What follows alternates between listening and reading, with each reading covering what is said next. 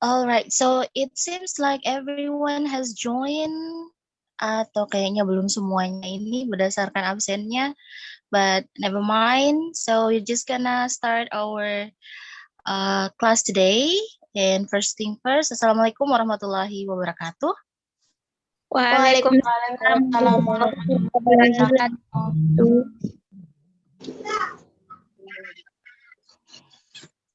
And good morning, everyone. Good morning, ma'am. Morning, ma'am.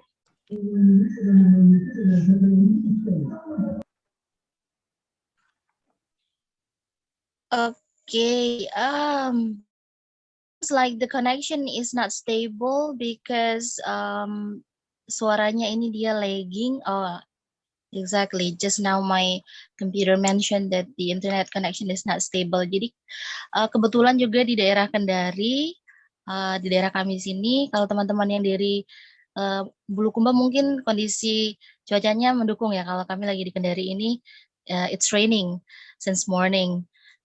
Since dawn, jadi cuacanya mengganggu sedikit ini koneksinya. But nevertheless, so this is the first meeting and ada beberapa hal yang ingin saya klarifikasi terkait kelas discourse analysis program learning distance learning ini.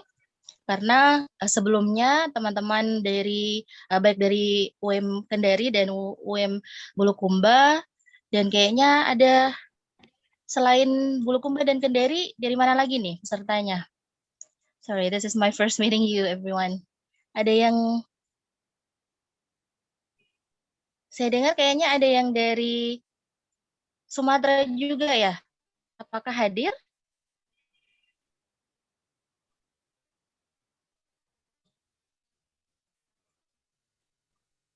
Kalau ketua tingkatnya sih dipilih untuk program discourse analysis PJJ ini?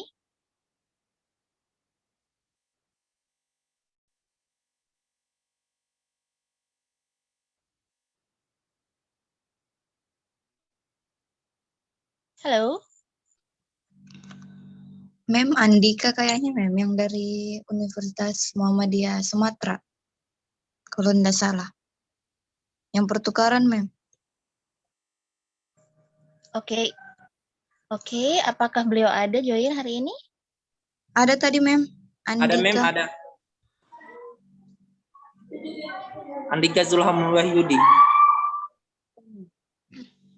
Alright, so baik. Jadi pertama yang ingin saya sampaikan adalah karena there has been a change of the lecturers in charge. Jadi ada pertukaran atau pergantian dari dosen yang mengampu untuk discourse analysis program distance learning ini ya, karena kebetulan dosen yang sebelumnya excuse me, and I believe kalian juga sudah sempat mungkin ketemu, sudah Zoom juga sama beliau, jadi ada satu dan lain halnya sehingga beliau tidak bisa melanjutkan untuk program yang distance learning ini, and then it was handed over to me. Jadi it's very nice to meet you, though it's via Zoom, and probably you have watched the video where I was in, and there will be more videos of me explaining in brief about the topics that we are going to study in discourse analysis. So you'll be seeing me a lot from the video, and then we will do Zoom maybe once in a while. It's if necessary, ya. If it's necessary, we'll do Zoom. And untuk yang pertemuan hari ini, kebetulan di Ilumak saya sudah nge-attach ada beberapa reading yang harus dibaca. Nah, readingnya ini dia untuk membantu comprehension kalian tentang text and discourse. Jadi kita belum pada tahapan untuk menganalisisnya yet, kita masih pada tahapan untuk yang secara konseptualnya. Kemarin saya sudah sempat membaca respon dari kalian menjawab pertanyaan-pertanyaan yang saya post, and I was very happy and amazed by how you can elaborate. Ya, jawaban-jawabannya sangat bagus sekali, dan ada dari teman-teman di UM Bulukumba yang mention bahwa mereka juga sudah sempat membahas mengenai semantic and then also pragmatic. Nah, untuk konteks saja bagi teman-teman yang di luar UM Kendari, Jadi di UM Kendari itu untuk semantik menjadi coverage, tapi mungkin teman-teman yang mengambil mata kuliah diskurs ini, dia mata kuliah semantiknya embed dengan program kampus mengajar atau mungkin program MBKM yang lainnya. Jadi dia terintegrate nilainya, sehingga mungkin kalau pembelajarannya lebih kepada terintegrasi di situ.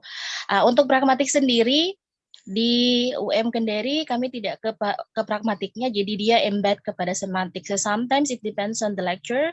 Kalau mereka mau mengcover both semantik dan pragmatik pada saat mengajar mata kuliah semantiknya.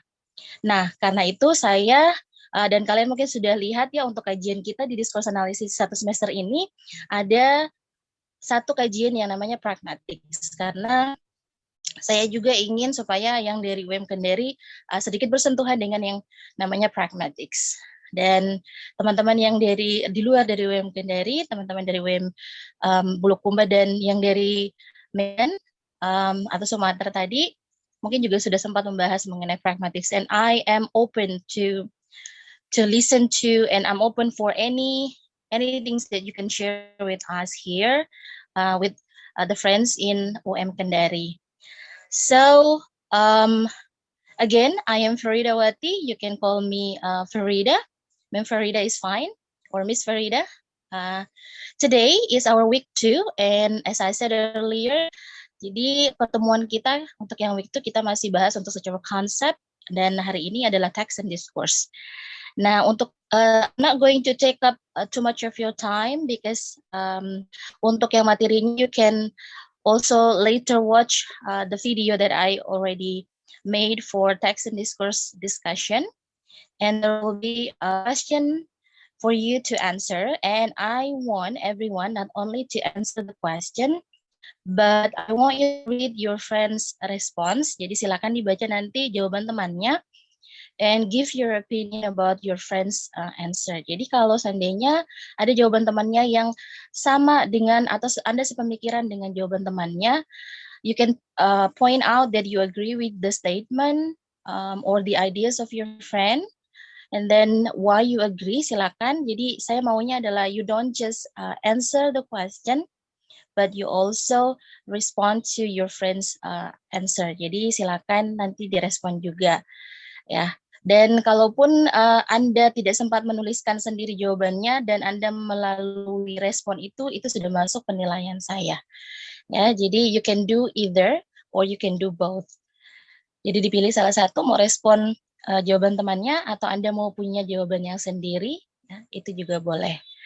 So you can do that later after you read the material on the PowerPoint that I already posted in Elumak, and then also watch the video and also the recording of this Zoom meeting and some other reading materials that will help you deepen your understanding about text and discourse. And the real deal of discourse analysis, the real action will be done the next week or week 3, where we are going to do an analysis. Jadi nanti akan ada analisis, tapi sebelumnya kita akan melihat dulu how we can do the analysis. Jadi analisisnya nanti masing-masing akan berdasarkan approaches-nya. Jadi kalian sudah lihat list topiknya. Jadi topiknya setelah pertemuan kedua itu fokus kepada approaches di discourse analysis. Ya, alright. So text and discourse for today. Ini So this is the learning objective. Jadi ada beberapa hal yang saya harapkan kalian mampu untuk melakukan setelah pembelajaran di week 2 ini. Yang pertama adalah kalian nanti bisa distinguish between text and discourse. Jadi perbedaannya itu seperti apa antara teks dan discourse. And then number 2, you can identify the types of written and spoken text. And I have explained in the previous video that teks itu dia terbagi menjadi 2 kemarin ya. Ada di sini written and spoken. Nah, untuk kemampuan week 2 ini diharapkan kalian bisa mengidentifikasi mana contoh-contoh yang written, mana contoh-contoh yang spoken text. Kemudian yang ketiga, di sini define context in discourse analysis. Jadi ketika kita akan melakukan proses discourse analysis, menganalisis sebuah diskurs, ini ada yang namanya konteks. Nah, konteksnya ini seperti apa? Itu nanti kalian setelah week ini diharapkan bisa mendefine konteks. Dan nanti di week-week selanjutnya, in the following weeks, itu dia sudah semakin mantap tentang pemahaman konteks dalam discourse analysis, karena Anda akan melalui proses yang namanya menganalisis diskurs. Jadi ditahu sudah lebih mantap lagi nanti pemahamannya tentang konteks di sini. Okay, so here are the 3 learning objectives. So now the question is, what is a text? Ya, jadi apa itu sebenarnya teks? Jadi banyak sekali sebenarnya kalau untuk kita lihat definisi dari teks. But here I took the definition by Kornblit and Carter 2001. Buku dari Kornblit and Carter 2001 ini ada beberapa chapter yang sangat spesifik membahas mengenai teks, and saya juga sudah meng-attach, nanti kalian bisa baca. Jadi nanti namanya further reading. Jadi if you want to know more, if you want to deepen your understanding, you can read the material to help you better understand about a text and other things related to text. So here kata Kornblit and Carter 2001, ada beberapa yang saya bold di sini ya, ada yang written spoken language, jadi merupakan keyword. Nah, jadi katanya di sini text can be used for both written and spoken language. Katanya bisa digunakan dalam bentuk atau bentuk dari teks itu dia bisa dalam bentuk bahasa yang lisan atau bahasa yang tulisan. Well, language di sini ini bisa dinyatakan dengan bahasa atau mungkin struktur kalimat ya, karena kalau kalimat spoken, there is a difference. Alright, and further, they mention that sebuah teks itu tidak selamanya katanya a complete piece of writing or speech. Jadi tidak selamanya dia komplit, ada awal sampai akhir, dari awal sampai akhir, mungkin yang dimaksud komplit di sini ya. Tapi juga mungkin merupakan bagian dari yang komplit itu. Jadi to a stretch, dia bisa refers to a stretch or an extract, ya, or a complete piece of writing or speech. Jadi di sini yang harus kita ubah mindset-nya adalah kalau yang selama ini berpikir teks itu dia harus dalam bentuk yang komplit, di sini mungkin kalau sebuah kalimat ya dia harus komplit, itu tidak selamanya, karena kalau di spoken language kadang kita dalam ujaran kita itu tidak selamanya dalam bentuk complete sentence. Ya, ada yang biasa kita hilangkan subjeknya kalau kita mau memberi perintah. Jadi itu kalimatnya kan tidak lengkap dari segi strukturnya. Nah, apakah itu tidak dimaksudkan dengan teks karena dia tidak lengkap? Di sini karena definisi dari teks menurut Kornblit and Carter bisa saja teks itu dia hanya bagian dari yang complete piece, baik dalam tulisan ataupun ujaran, speech, itu berarti bisa juga kita nyatakan sebagai teks. Ya, kemudian lebih lanjutnya lagi, mereka menyampaikan bahwa teks generally adhere to broad conventions and rules. Jadi teks ini dia harus punya atau mengikuti conventions. Conventions ini adalah keputusan yang disepakati dan ada rules-nya, ada aturannya yang disebut kenapa A disebut teks, B disebut bukan teks. Jadi harus ada broad conventions dan rules yang mereka ikuti atau terdapat di dalam teks tersebut. Di mana broad conventions dan rules ini yang determine the language and structure used in particular text types. Jadi ketika sudah jelas broad conventions dan rules-nya, maka bahasa dan struktur yang digunakan di teks tersebut itu bisa kita tahu. Ya, bisa diketahui apa sih sebenarnya teksnya ini, jenisnya mungkin, sehingga bahasanya itu nanti akan apa kita bisa lihat atau nanti kita bisa produksikan. Nah, jadi di sini yang tadi saya sebutkan bahwa yang boldnya ini adalah keyword ya. Jadi teks itu bisa dalam bentuk tertulis atau dalam bentuk ujaran, bisa hanya potongan saja atau dalam bentuk lengkap dari sebuah tulisan atau sebuah ujaran. dan dia itu harus jelas, conventions nama rules-nya, aturannya harus jelas, tujuannya juga harus jelas, sehingga nanti bahasa atau struktur yang digunakan itu dia jadinya menggambarkan bahwa teks itu dia jenisnya apa. So that's a little bit about text, and I think this is quite comprehensive, and sehingga kalian pasti bisa nantinya, so nanti akan ada beberapa jenis, beberapa apa ya, kalau saya bilang beberapa hal yang atau beberapa bagian nanti yang akan saya minta kalian identifikasi berdasarkan definisi teks ini yang dari Kornblit dan Carter ini, itu apakah mereka masuk kategori teks atau tidak. Okay, that's what is a text. Right. Berikutnya di sini dibagi untuk langsung spesifik. Tadi di awal adalah written sama spoken. Teks itu bisa dibagi menjadi dua, written atau spoken. Di sini menurut Flowerdew 2013, katanya written text itu kalau di discourse analysis, mereka melihatnya atau contoh-contohnya itu seperti news reports, textbooks, sampai di faxes. And I believe these are some of the examples that you have probably found in your daily interaction ya. Jadi kayak news reports, textbooks, company reports, dan personal letters nih.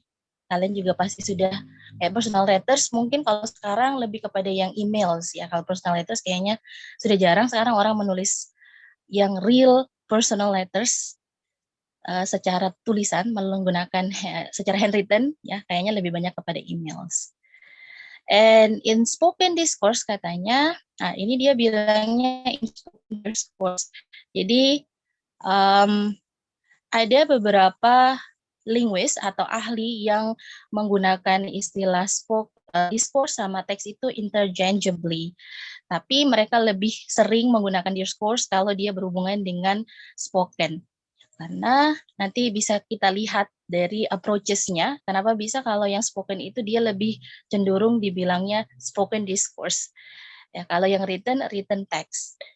Ya, oke. Untuk yang di sini penjelasannya katanya spoken discourse itu fokus on casual conversation sampai di classroom lessons. Jadi dia lebih kepada yang situasi di mana ujaran itu muncul. Ya, contohnya casual conversations yang biasanya terjadi. Dan yang sekarang lagi kita lakukan ongoing itu adalah classroom lessons. Ya, jadi bisa saja sebentar ada yang mau nonton kembali videonya kemudian menganalisis apakah beberapa bagaimana bahasa yang digunakan dan lain-lainnya. So actually itu juga salah satu bagaimana kita melakukan discourse analysis. Right, so that's text from Kornblit and Carter 2001, and this is more specifically related to discourse analysis dari Flowerdew 2013. Okay, before we move to berikutnya untuk menjawab pertanyaan, what is a discourse? Mungkin ada yang mau bertanya atau mungkin mengklarifikasi poin yang tadi sempat saya jelaskan tapi tidak jelas. So feel free to maybe raise hands atau just speak up. Silakan.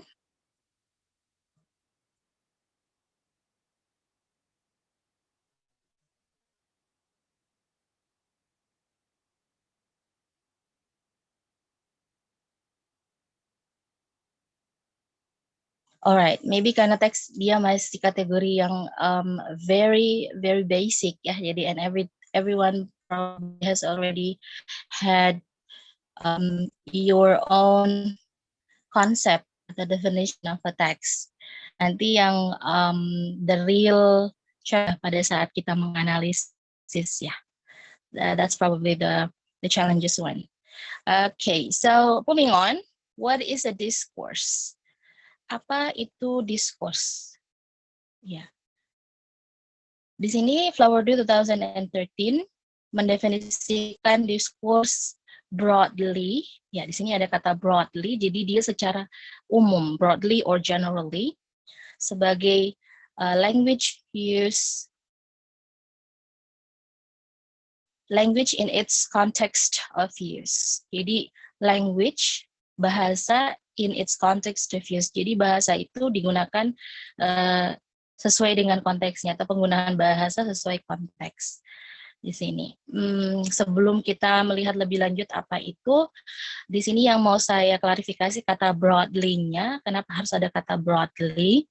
Di sini karena konteks sendiri itu dia memang konsepnya masih umum. Kita tidak bisa langsung menspesifikkan konteks yang dimaksud ini dari segi mungkin partisipannya, atau dari segi functionnya atau purpose-nya, atau dari segi medium dari teks tersebut. Ya, dari discourse tersebut, sehingga makanya katanya di sini dia secara umum. Pengkhususannya itu nanti dilihat dari apa sebenarnya, masih ingat kemarin emphasis ya, apakah dia structure atau function. Ya, itu dia di emphasisnya di situ. Ketika Anda di sini menempatkan diri sebagai penganalisanya, analysnya, Anda ini mau melihat secara structure. Berarti kita akan melihat apa approach yang digunakan kalau mau melihat atau menganalisis sebuah teks untuk secara strukturnya. Dan secara strukturnya sendiri itu masih ada lagi bagian-bagiannya lain. Nah, konteksnya itu baru dari konteks di struktur. Ya. Kemudian kalau kita mau menentukan lagi, saya mau menganalisis teksnya ini, dua-duanya bukan hanya structure tapi juga secara function. Nah, kira-kira approach apa yang cocok untuk dilakukan atau supaya bisa saya mendapatkan hasil analisis yang komprehensif. Ya, karena konteksnya lagi kita harus lihat nanti di dalamnya baik secara struktural maupun secara fungsional itu apa-apa saja. Karena masing-masing itu juga masih ada lagi bagiannya. Therefore, definition about discourse itu kalau kalian baca di buku manapun ataupun di informasi manapun ya sumbernya itu pasti mereka akan ada yang mendefine secara spesifik dengan menyatakan, for example, kalau kalian familiar dengan Michael Foucault, itu beliau sangat spesifik memberitahukan bahwa kalau yang namanya discourse itu dia berhubungan dengan politik discourse. Jadi beliau memang lebih kepada yang politik discourse atau social discourse. Jadi sudah ada memang spesifikasinya, sudah spesifik politik or social. Sementara kalau dia masih umum, so we can use this definition by Flowerdew karena secara umumnya kita belum tahu. Ini kita mau melihatnya ini dari sisi mana atau kacamata apa. Jadi secara kita gunakan definisinya secara umum, language in its context of use. Alright, so that's why it is defined broadly by Flowerdew 2013. Dan berikutnya, kenapa kita harus mempelajari atau kita harus menganalisis sebuah teks itu bukan hanya dari strukturnya saja. Ya, jadi kita juga harus mengetahui atau menganalisis secara konteksnya.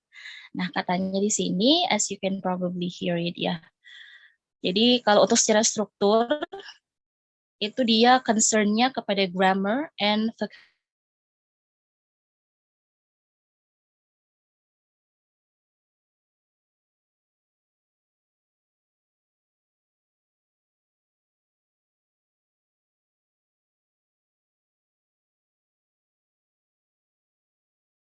untuk yang secara keseluruhan itu we also concern with the context. Jadi kalau vocabulary itu di teks seperti apa muncul. Ya. Jadi dan itu membantu how to participate in conversation. Kalau ada hubungannya dengan kemampuan supaya kita bisa berpartisipasi atau nimbrung di sebuah percakapan, ya, itu berarti kita juga harus tahu konteks. Orang lagi membicarakan, for example, lagi membicarakan mengenai their favorite K-pop idols, and you don't have the context di sini. Anda tidak punya konteks. Saya belum bisa bilang konteksnya ini apa yang saya maksudnya. Pokoknya konteks secara umumnya adalah talking about K-pop idols. Anda tidak punya konteks, you don't know what kind of language you have to use, ya, atau Anda mau mulainya seperti apa. Jadi Anda tidak bisa participate because you don't know the context. di sini, yaitu talking about K-pop idols. Nah, therefore, kita tidak hanya mempelajari mengenai grammarnya, but we need to also know about tadi konteksnya, kemudian who are we talking to di sini, siapa sih yang ini kita ajak ngomong, atau yang lagi kita ajak conversation, apakah dia teman kita, apakah dia mungkin dosen kita, ya, yang mungkin sama-sama juga memiliki hobi nonton atau listen to K-pop song, seperti itu. Itu kalau dari segi spoken-nya, ya. Nah, kalau di sini selain spoken itu adalah yang untuk menulisnya adalah how to structure a written text. Jadi ketika diminta menuliskan contohnya sebuah paragraf, ya, pertanyaan yang muncul adalah paragraf ini siapa yang akan baca? Kan yang seperti itu, siapa yang akan baca? Jenisnya apa? Nah, itu sudah bisa membantu kita untuk menulis sebuah paragraf. Tapi kalau kita cuma dibilang tuliskan sebuah paragraf, kita tahu bahwa paragraf itu strukturnya apa-apa saja, that's it. Jadi kita tidak terlalu concern dengan bahasanya yang kita gunakan. Ternyata nanti paragrafnya nanti mau dibaca oleh seseorang yang lebih superior dari kita. Sehingga kita nanti tidak cocok jadinya paragraf tersebut untuk target reader kita. Ya, di sini berarti discourse analisisnya berperan. Okay, so that's why we need to study a text, a discourse. Itu dia, atau a language itu bukan hanya dari struktur dan grammarnya, but we need to also learn about the context of that kind of language ketika digunakan. Ya, seperti apa. Okay, so that's a discourse, and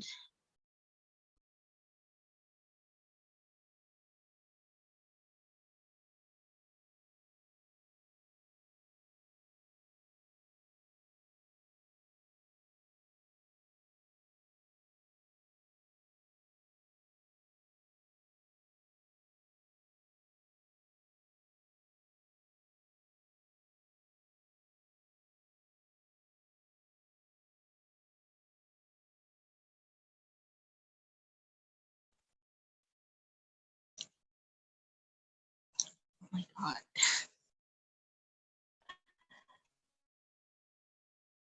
All right, so I'm really sorry just now I lost my connection. Right, so wait a minute, let me just reshare my screen.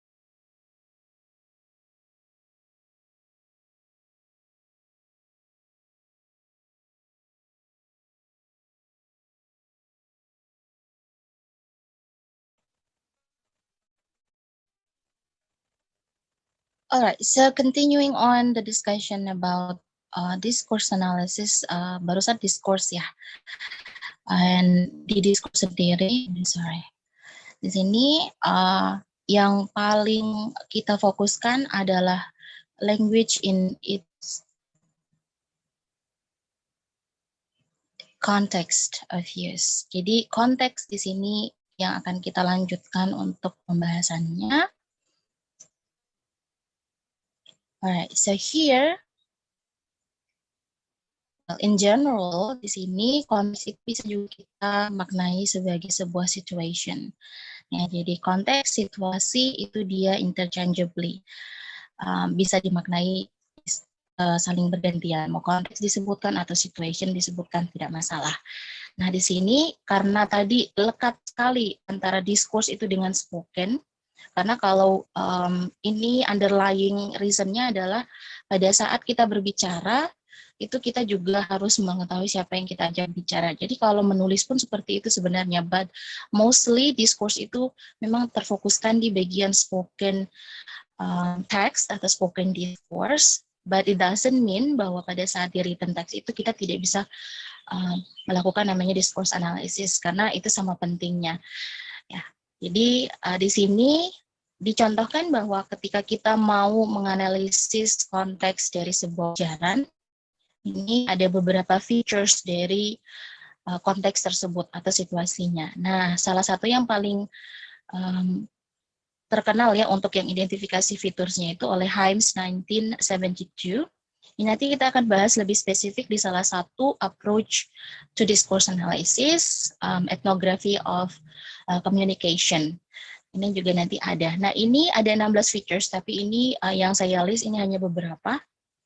So, beberapa informasi atau features ini merupakan beberapa kajian yang bisa kita kaji. Pertanyaannya, kita mau kaji semua atau tidak?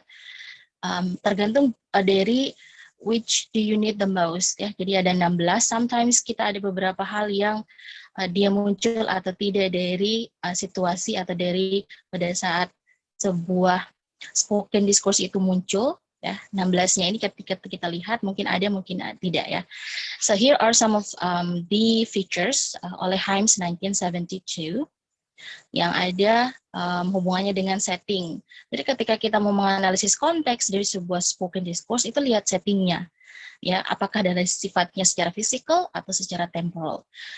Kemudian kita lihat participants, this is very important. Di sini partisipannya adalah siapa kepada siapa, ya percakapannya ini atau exchange-nya dalam bentuk spoken ini itu terjadi dari siapa kepada siapa atau antara siapa dan siapa. Ya. Purpose of the participants di sini kurang lebih sama dengan participants-nya, tapi lebih merujuk kepada purpose of the participants, the channel of communication, apakah dia secara langsung atau melalui telepon atau kita nonton di televisi atau bagaimananya. Kemudian the attitude of the participants. Di sini kalau attitude itu kalau kita secara langsung ya biasa dalam kehidupan sehari-hari, kita bisa melihat lawan bicara kita itu dan kita bisa langsung sebenarnya dan sering sekali kita melakukan yang namanya discourse analysis in our daily life, in our daily conversation. We sometimes evaluate or analyze our partners of speaking. Oh, dia kok seperti ini ya? Apakah mungkin dari bahasa saya yang kurang jelas atau bahasa saya mungkin yang terkesan. Nah, itu sebenarnya kita juga sering melakukan yang namanya discourse analysis. Unconsciously sebenarnya ya. Jadi the attitude of the participant is one of the features. And also the genre or the type of speech. Jadi kalau conversation biasa, between probably you and your best friend, ya itu kelihatan sekali bahasanya nanti bahasa yang lebih intimate, ya. Jadi bukan bahasa yang kelihatan Anda baru ketemu dengan orang, ya. Jadi bahasanya akan berbeda. Jadi genre-nya itu tergantung dari participants-nya. Jadi setiap aspek ini dia nanti saling berkaitan. Back to the example yang saya sebutkan tadi mengenai K-pop.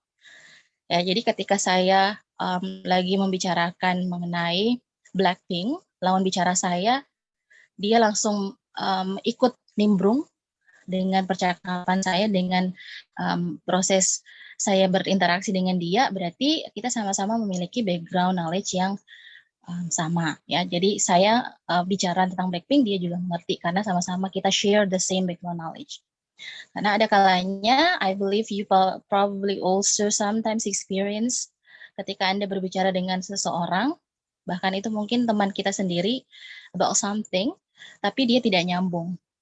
Ya, jadi itu yang kita analisis bahwa ternyata ketika kita berbicara dengan seseorang tentang sebuah subjek tertentu, di mana we don't share the same knowledge, itu ada yang terjadi. Nah, itu yang akan kita analisis seperti itu dia. Jadi again, we also do our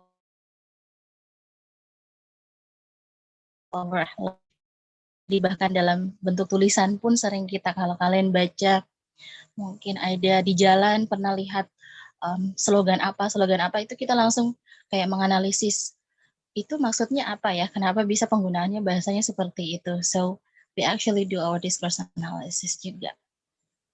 Okay, so that's a little bit about context, and later on when we do practice analyzing text, baik dalam bentuk tulisan maupun lisan, itu nanti konteks akan kita bisa lebih secara detail lagi, secara spesifik lagi, dan of course more comprehensively akan kita lalui, kita pelajari. Ya, berikutnya ini ada contoh yang saya ambil dari features yang punya HAIM sebelumnya. Untuk lebih clear-nya di sini untuk yang bagian participants. Ya, di sini ada ujarannya sit down. Ya, sit down. Kalau kita bilang sit down, di sini kalau dianalisis, sit down itu dia kita ucapkan kepada seseorang yang lebih kurang dari kita atau inferior dari kita ya. Karena kalau kita ucapkan kepada seseorang yang superior dari kita, nanti kita terkesan tidak sopan. Bukan terkesan tidak sopan, memang tidak sopan. Nah, ini tadi kembali kepada kenapa kita perlu tidak hanya mempelajari, umpamanya, apa bahasa Inggrisnya duduk, sit down. Gitu. Tapi kita tidak memberikan konteks sit down ini, bagusnya itu diucapkan kepada siapa? Excuse me, kepada siapa? Nah, di sini jadi dalam pengajaran sebagai nanti adik-adik semua ya, sebagai calon guru atau mungkin sudah ada yang mengajar. Jadi ketika mengajarkan bahasa, disandingkanlah dengan konteks, itu akan lebih mantap lagi. Karena itu kita mau supaya bahasa itu dia tidak keluar dari konteksnya. Ya, salah satunya adalah sini, kalau yang sit down-nya adalah masalah sopan santun, politeness ya di sini. Jadi kita mengajarkan bahasa Inggrisnya duduk, sit down. Tapi apakah sit down ini kita gunakan untuk semua atau kepada semua orang yang kita mau minta duduk ya. Jadi biar walaupun dia superior dari kita bilang saja sit down, sit down. Nah, itu kan tidak seperti itu. So we need to also mention the context. Nah, contohnya mungkin konteksnya adalah kalau seorang orang tua menyampaikan sit down kepada anaknya karena dia lebih inferior ya anaknya, itu cocok. Tapi tadi kalau kembali kepada hierarki di sebuah organisasi, ada yang jadi bos, ada yang jadi bawahan, employee. Jadi kalau kita bilang sama bos kita, bos sit down, ya konteksnya ini kurang tepat atau terkesan dia rude. Jadi di sini kembali bahasa dan konteksnya. Oke, berikutnya di sini ada channel of communication. Iya, ini I don't know about you guys, tapi ini CUL8ER. Ya, ini sebenarnya dibaca see you later. Kita kan yang kalau see you memang see dengan you ya, seperti itu. Nah, di sini channel of communication ya concern di mana bahwa kalau bahasa yang seperti ini cocoknya itu di konteks seperti apa? Ya, kita mengirimkan see you later ini kepada dosen kita di email, ya itu atau disingkat business letter, itu pasti kita sudah tidak cocok. Konteksnya bukan untuk business letter see you later ini. Kalau zaman dulu see you later kita masih di bagian text messaging, ya short messaging service SMS. Tapi kalau sekarang mungkin WhatsApp chat ya, yang lebih atau di platform social media yang lain, see you later. Jadi menganalisisnya ini kita dapati kalau untuk see you later memang cocoknya lebih kepada yang WhatsApp atau other social media platform yang digunakan untuk communication. Tapi kalau untuk business letter atau digunakan untuk business email itu pasti sudah tidak cocok. Nah, kembali kepada kita sebagai siswa belajar bahasa Inggris dan nanti yang akan mengajarkan bahasa Inggris, bahasa lebih spesifik bahasa Inggris, kembali lagi, do not forget the context of each language we teach our student. Jangan lupa konteksnya, karena kalau kita tidak sampaikan kepada siswa kita, jangan sampai nanti siswanya kita dia menggunakannya tidak sesuai dengan konteks. We don't want that. Nah, seperti itu. Dan ini contohnya ya participant dan channel of communication. Again, we'll study about this in deeper based on the topics. Ini dia falls under ethnography of communication. Nanti kita akan belajar di bagian ethnography of communication in details. Punya Himes, 1972. You can also look up the information on the features of situation of communication. Punya Himes ini sangat popular sekali ya, punya Himes ini, and other expert as well. Nanti kita akan bahas. Okay, and here are some of the references I used for this material. Dan ini I have the full book, but I'm trying to avoid the copyright infringement act di sini. Jadi saya bagi menjadi chapter-chapter ya. Nanti saya kena pasal copyright nanti. Jadi saya pakai chapter-chapter because the full book is, well, you can find your own. I have the full book, but if you want it, you have to come with me personally. But I can share you chapter per chapter. Yang bisa saya bagi adalah chapter per chapternya to avoid copyright infringement. Yeah. Alright, and with that, I conclude my explanation about text and discourse.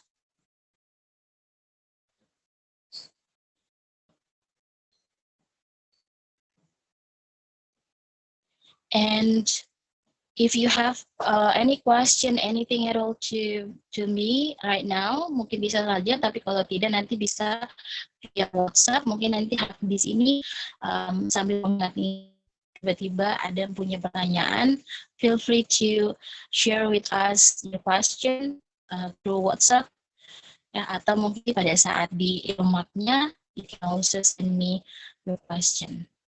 Yeah, whichever platform you find it comfortable and easy to use, WhatsApp atau Ilmumak, it's okay. Alright, so again, kalau ada yang mau ditanyakan, kalau tidak ada, I'm going to conclude today's Zoom meeting. Untuk yang activity di Ilmumaknya itu nanti akan saya informasikan because there are some adjustment that I need to finish first ya untuk yang di week 2 ini. But hopefully Zoom kita ini sudah sedikit memberikan gambaran mengenai kajian untuk topik text and discourse. Dan spoiler untuk week 3, 4 itu kita akan membahas mengenai satu approach yang sangat popular untuk menganalisis teks ya. And kalau kalian penasaran apa itu, tinggal dilihat di Ilmumak, itu dia sesuai dengan urutannya. I'm just going to tell you that kita akan mulai menganalisis minggu depan.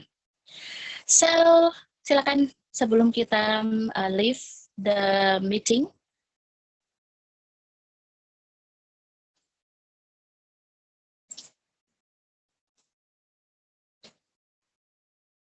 Okay, it seems that there is for now, I think there's nothing for you, or you have nothing to ask me, or hopefully my explanation can clarify anything about the concept of text and discourse that you are still wondering about. Yeah. Jadi semoga bisa mengklarifikasi tentang teks dan diskurs yang selama ini mungkin kalian masih punya keraguan tentang teks dan diskursnya. And saya akan mengevaluasi pemahaman kalian. Of course, tadi saya ulangi. Ya, saya ulangi tadi bahwa ada question di forum discussion yang saya post. Dan saya mau kalian memberikan jawaban kalian. And then kalian juga bisa merespon terhadap jawaban teman kalian. Ya, jadi karena kita bentuknya itu question and answer-nya lebih kepada discussion and interactive. Jadi tidak hanya saya yang memberikan pertanyaan dan kalian menjawab, tetapi ada juga dari kalian yang setuju. Kemudian kalau ada yang mau ditanyakan juga pada saat Anda menjawab, silahkan. Jadi dia modelnya question and answer, and then maybe another question will arise. Yeah. Okay. That's it then. Host, kayaknya host dia record gini ya. Afil, did you record? Wow, alright. Kayaknya dia record juga meetingnya. Okay then. It's very nice to meet you though it's virtually. And kita akan schedulekan lagi untuk Zoom-nya. Maybe next week, maybe the week after. Ya, nanti tinggal kita lihat situasinya, and then I would like to express my gratitude to everyone for participating. Thank you very much. And with that, I conclude today's meeting about text and discourse week 2, discourse analysis class. Assalamualaikum warahmatullahi wabarakatuh. Have a nice day, everyone, and don't forget to log in to Elumak ya. Waalaikumsalam warahmatullahi wabarakatuh. Assalamualaikum warahmatullahi wabarakatuh. Thank you, ma'am. Assalamualaikum warahmatullahi wabarakatuh, ma'am.